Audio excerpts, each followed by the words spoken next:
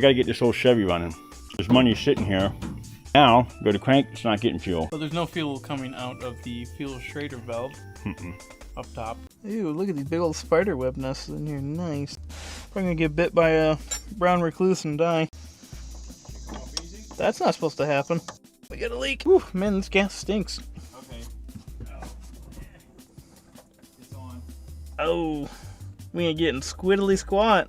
Oh, wait, do that again. Do it again. Huh. Oh. Look at what this beautiful, beautiful ethanol fuel does to everything. Oh, look at the corrosion. So we just got a precision pump. Something I just noticed setting them side by side is that right there is missing on this one. So that probably wasn't helping anything either, but hopefully a little bit better of a design here. And hopefully this will get us running.